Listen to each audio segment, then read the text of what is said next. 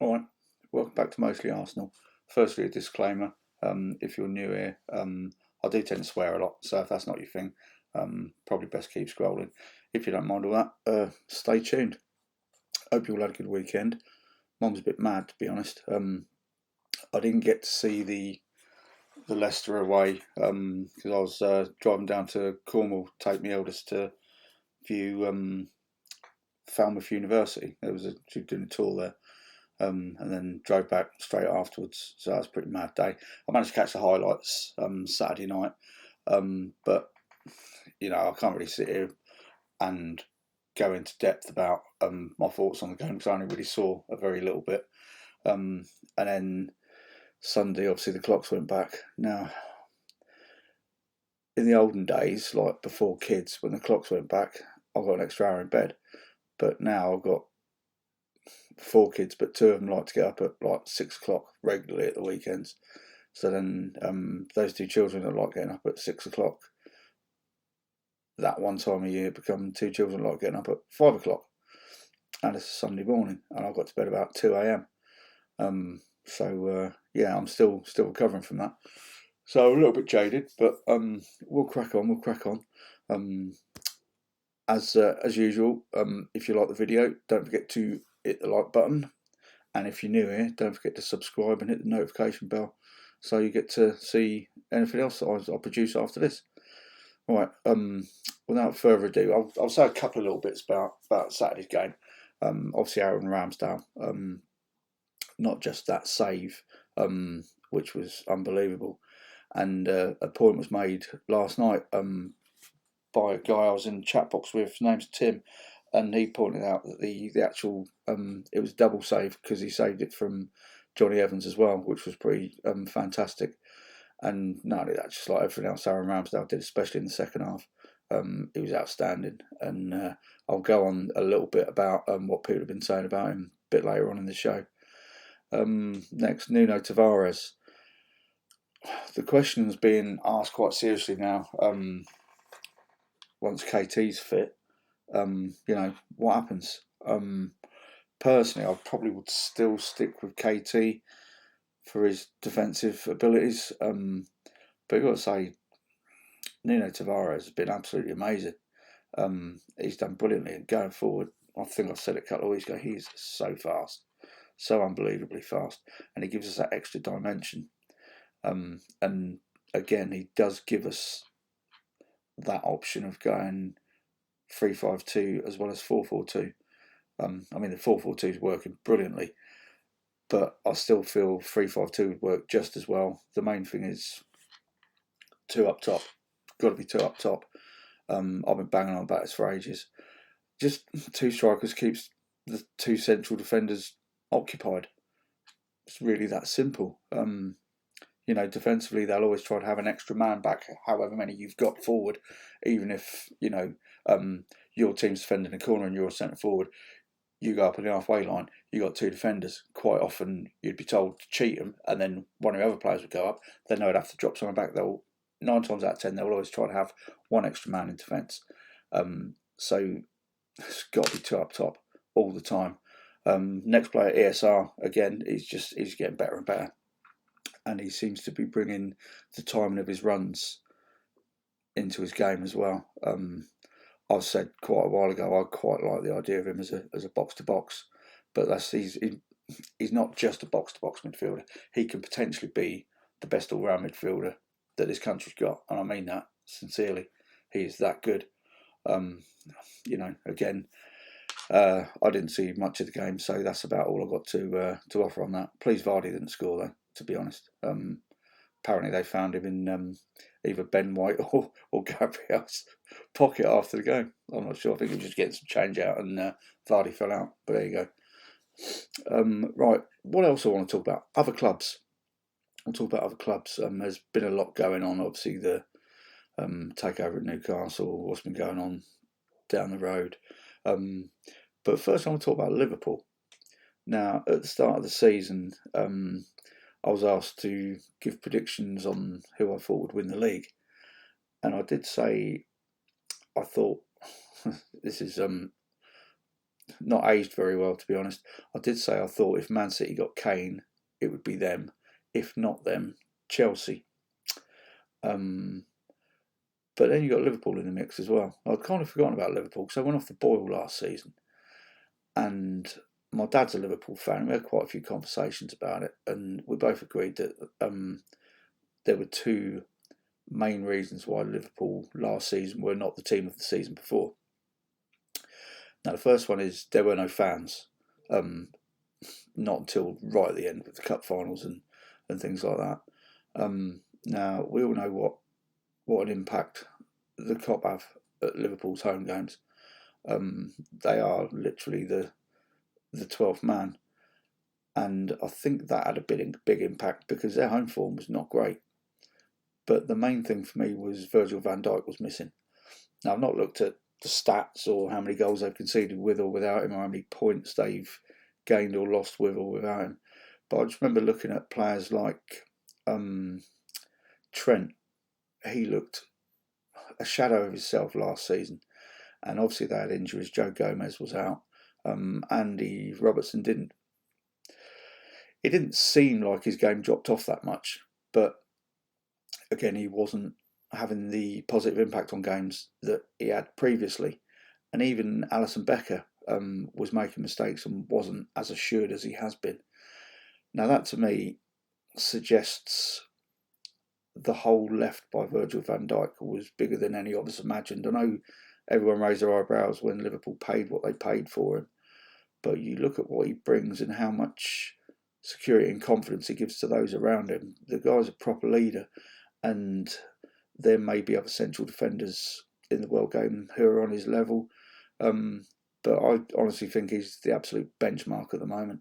I just thought that it was relevant to mention that, because looking at how they're playing at the moment, and even the strikers, their strike force is back where it was a couple of years ago, so they're definitely in the mix. I think it's going to be between those three for the title, and it may well just come down to who has the best results against each other, because I don't really see them dropping many points against other teams. I know City had a bit of a stinker the other day against Palace, but I think it's going to be really, really tight, and normally quite a good gauge is when you look at the goal difference. The three of them are streets ahead of everyone else already. That's it for Liverpool. Right, moving on to, I've got to talk about the other lot down the road, and Antonio Conte. And there's been so much flying around on social media today. I don't like Conte. I think he's a bit of a parasite, to be honest. He quite often wets the bed and throws his toys out when he's not given what he wants after a little while. And I had a bit of a dig on him today because the other lot put this post out after they'd sent one out in Spanish. They put another one out with his win percentage at Juve, Chelsea and Inter. Was all well and good. He's inherited really, really good squads there, so you would expect to have in excess of 55-60% win rate and be winning things. But he's actually had 9 managerial jobs in the last 15 years, and his average time spent in each job has been 1 year and 20 weeks over the 9 jobs over the 15 years. So that's a year and a half in each job. Some he's been sacked from, some he's walked from. Like I said, normally it's because he wants more money, he's not giving it, so he just sacks it off and walks away. Now, like I say, he has been successful at those last 3 clubs, but he's also been a manager in 6 cup finals. He's lost 4 of them, 2 of them against us. I thought that was worth mentioning. It made me chuckle a little bit. Regarding Conte, there's been quite a few bits floating around with this one today as well, mostly from like larger Twitter and YouTube accounts, asking what is essentially a clickbait question: are we happy with Arteta, or would we rather have got Conte? For me, that's an absolute no-brainer. I'm happy with Arteta. I was happy with him anyway. I know I've wavered a few times on certain games when I was really disappointed with, his decision making. But we do have to remember he is learning on the job, and I'm not getting carried away by any stretch of the imagination. But what we're doing at the moment, I would rather have 2 or 3 years of building and then getting the success than getting an instant manager bounce and having a manager who will then walk after a year, 2 years. I think the longest he's been in the job's 3 years. I'm just not interested in that. Not interested in that at all. You know, we all know the saying, trust the process, and I trust it a lot more now than I did. And I'd said at the start of the season, I'll give until Christmas to see if Mikel Arteta is improving our team, and he already has done. For me, we've had consistency. We're going to have games where we lose, and we're going to have games where we, don't perform to our expectations as supporters. But we've got an average age of 23, 24 years old. More experienced teams have wobbles. It will happen at some point. We just can't get too carried away with it all. But as for this question about would we rather just stop asking the fucking question. It's ridiculous. You're just looking for attention. Just fuck off and try to think of something decent to write. All right, next, Newcastle. Now, it's looking like Unai Emery could be their next manager. It came out this evening that Newcastle are looking to make an announcement with regards to him being their new manager on Saturday, which means in about 3 weeks' time he's going to be bringing his new team to the Emirates. And we played his side last season. It didn't go too well. I don't for 1 minute think that he will do enough to force a result for them against us at the Emirates. But it's bloody typical, isn't it? He'll be in probably his second or third game, and he's coming back to us, so he's going to be super up for it. He's going to make sure his players are super up for it. Just puts a new spin on it, really. Moving away from teams, I want to talk about media a little bit, and in particular one media outlet. It's one that I stopped following ages ago. I thought I'd blocked them and muted them on Twitter, but it was all coming up yesterday, and all of a sudden Simon Jordan's been really nice about Arsenal, about Aaron Ramsdale, and some people are like, that's really nice that he's doing that. I disagree. I don't think it's really nice that he's doing that. I think the bloke's a fucking mutant, and he's probably only doing it because he's probably had a look at his stats and he's seeing that his viewership, his listeners, the clicks he's getting has gone down because us as Arsenal fans got wise to the fact that he seems to have this agenda, and he's a clever bloke, but I'm not listening to him when he says that Aaron Ramsdale's distribution is every bit as good as Ederson's. It's like, I don't remember Simon Jordan being an international goalkeeper. It just seems like he's paying lip service and trying to get a few of us lot back on board. Well, nah, because I look at some of the people that you've employed as what are supposed to be impartial pundits, and you've got people like Jason Cundy, clearly a spelling mistake, Jamie O'Hara, Gabby Agbonlahor, Danny Mills. I understand Cundy, O'Hara and Mills having these agendas. I don't get where Agbonlahor's one comes from, unless he's trying to weigh into the rivalry that we have with our closest adversaries, Aston Villa.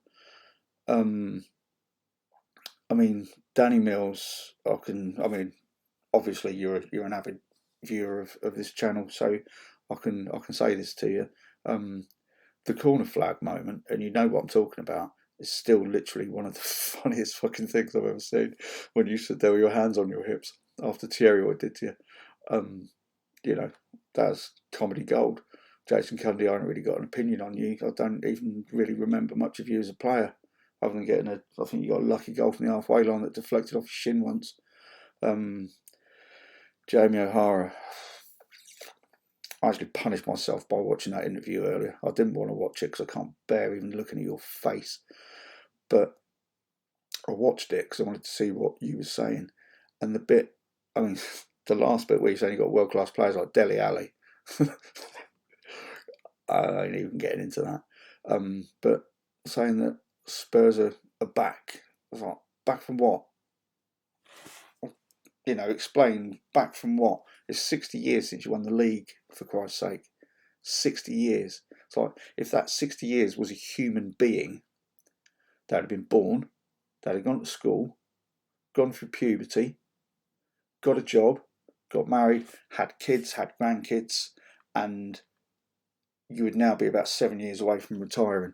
That's how long it is since you won the league. So I don't really know what it is that you're saying you've come back from. Anyway, yeah, Talksport, no, in the bin for me, entirely in the bin. Next bit I want to do is something I kind of did in the last video, where I invite people to ask questions. Now, granted, this is a slight amateurish shambles of a unorganised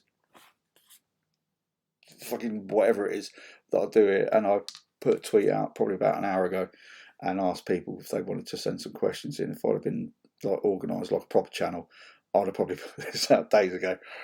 So I managed to get some questions from a couple of people, actually two very good friends of mine. The first one is from a guy G off Cannon Chatter. Now, before I get into his questions, just want to give him a massive plug because he's got his own show coming out, his debut on his own show tomorrow night. It's called G Talks, and it's on the Cannon Chatter platform, and it's going to be a little bit different. Instead of talking about lots of different topics, he's talking about one or two real in-depth stuff. And knowing this guy as I do, he's one of the most genuine, decent blokes that I know, and this is going to be absolutely amazing. And as far as football knowledge and football perception goes, I don't know of anyone who's got better understanding than he has. So I'm going to put the link down below in the description for his channel tomorrow night. You need to visit that link, set a reminder. It's on at 7 o'clock UK time, and just have a look and have a watch because I think it's going to be really, really good.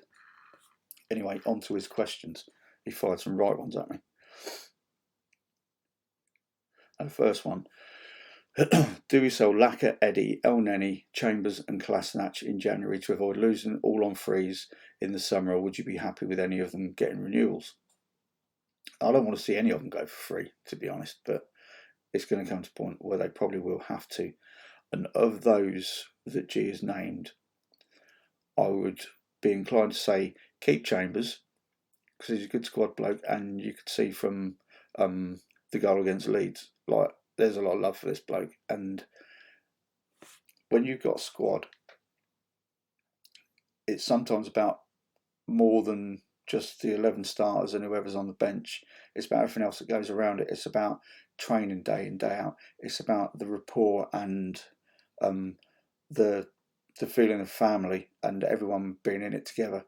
And you saw how everyone reacted to his goal. I'd be inclined to keep him. And the only other one would be Laka. I said last season I wanted to give him an extension. I understand the economics of it are not really that sensible. Excuse me, given his age, and it's looking like he probably doesn't want to sign an extension. You know, he's got one contract left in him, really a big one, and he knows that he can go for free. And he's having the last few weeks, his stock's rising all the time. Personally, I want to see him stay. I love the impact he has on the younger players. I love the rapport that he has with all the players and with the fans and how much he puts in, and he doesn't seem to leave very much on the pitch when that whistle goes at the end. I think there's a lot to be said for keeping him, but you know, I think economics will play a massive part, and he will probably go in the summer on a free, and he'll probably sign a pre-contract with somebody on the continent in the January window, to be perfectly honest. But I'll be sad to see him go because I like the bloke. Right, G's thrown some other questions at me as well. Now, when I was talking about Conte earlier, the reason I didn't talk about Nuno was because I knew that this was excuse me, God, hold up, that's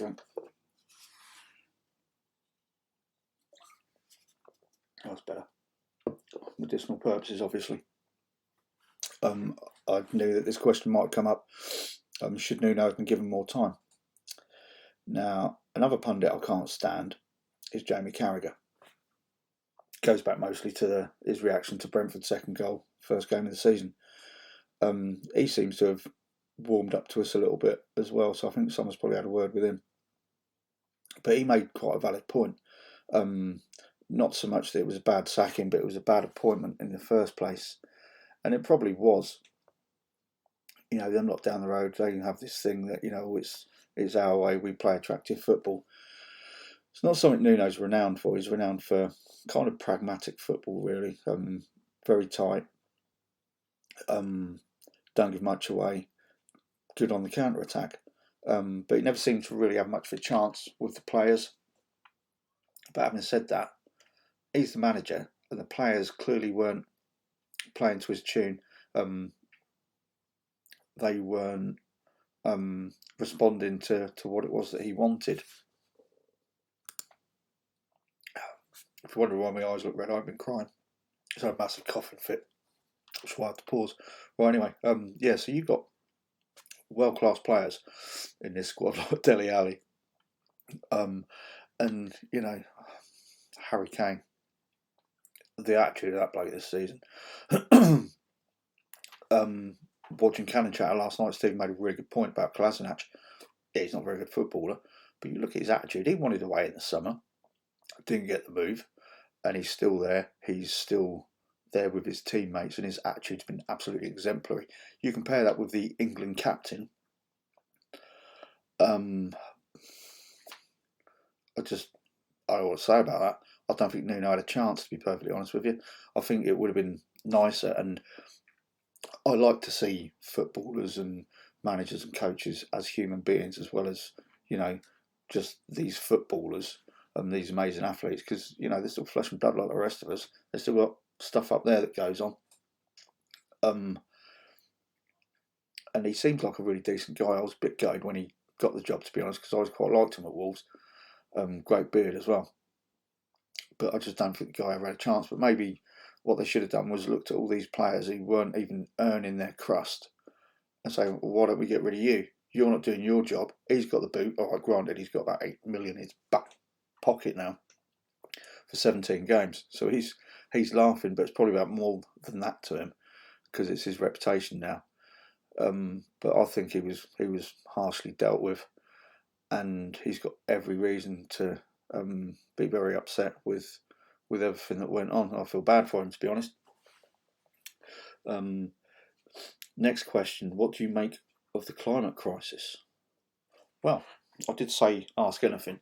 Now, obviously, there's the COP26 conference going on at the moment, where basically all the main protagonists, the worst offenders of damaging this planet of ours, are all meeting up so they can have a chat and see how they can make us lot believe that they actually give a fuck about it.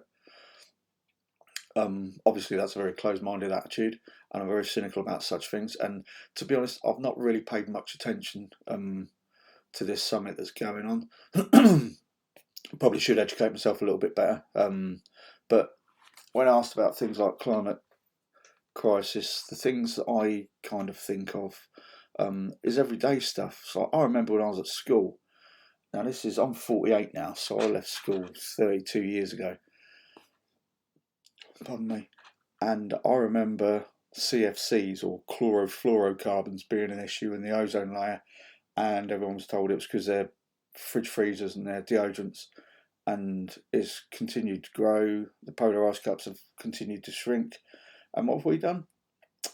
We ended up having to pay 5p for a carrier bag and then 10p for a carrier bag, and we were made to believe, or we were told to believe, that it was for the good of the environment. That's complete bollocks. If it was for the good of the environment, all bags would be made of recycled paper. And before anyone says, well, what about the people that manufacture the plastic carrier bags be out of job? No, they just start making bags out of recycled paper. And then you take it one step further. I went in Morrison's a couple of months ago and asked for a carrier bag, and I was given the option of, one of these bags for life, which ends up sitting underneath you in your cupboard under your sink for 6 months, or a paper bag. I was like, I'll have a paper bag, 50p. So I'm paying, all right, carry bags are 10p now, so I'm paying 5 times more for a paper bag, which is supposed to be better for the environment because it's recycled, but I've got to pay for the privilege. So we're not paying for these carrier bags to help the environment, we're paying for these carrier bags to line somebody else's pocket. So I have massive problems with that. Like I say, on a everyday, normal, mundane, me being me scenario, just people in power just don't give enough of a shit about it because they're still making money. So what the fuck do they care? Yeah. Lastly, what's your favourite food? That's such a difficult question to answer because I love Sunday roast, I love bolognese, I love the curry, I love Chinese, but I would have to say probably my favourite food would be Mexican. I'm a sucker for a burrito. Yeah, every day of the week, even just a bowl of chili. But yeah, Mexican. Cheers, G, for those questions. I really like those. Right, and I've got one other question. Now this comes from one of G's partners in crime on Canon Chat. Told you a couple of mates sent the questions in. Now this one from Stephen. You might remember last week or last Thursday, Stephen asked some questions which made me laugh quite a lot. This one made me laugh as well. I think he's got himself a job here. Now Stephen has asked me, how much wood would a woodchuck chuck if a woodchuck could chuck wood? Now this show might be a little bit of an amateurish shambolic affair, but it's also educational, if nothing else. Now I know for a fact that when a woodchuck is building a burrow, they dislodge about 35 cubic feet of dirt. Now if you were to equate that 35 cubic feet of dirt to actual wood, that would equate to 700 pounds of wood, which in kilograms is 317.5 kilograms. So that is how much wood a woodchuck can chuck. Now, lastly, I just want to tell you a funny story. I posted a picture earlier today of me and my youngest Dempsey. It was 9 years ago, and I look about 18 in this picture. I'm fucking unrecognisable. But I'm at work this morning. I left early. I was working in Leamington Spa and Warwick and Stratford upon Avon, and I get a phone call about 8 o'clock, and the wife's name comes up on the phone, and instantly I've gone, fuck, what have I done or what have I not done? And then it's Dempsey on the phone. She goes, all right, Daddy. I've gone, all right, sweetheart, what's wrong? She's no, nothing. Just wanted to tell you I love you. I was like, that's really nice. She's got a funny story as well. I went, go on then. What is it? She says, you know, last night, yeah. She said, I'd done a fart that was so loud it woke both me and Willow up. And then she hung up. That was it. That was all she phoned to tell me. Anyway, at that point, I'm going to sign off because it's getting late. I'm tired. And I'll try to post this video now. Anyway, be good to all of you. I'll see you next time. Ta-da.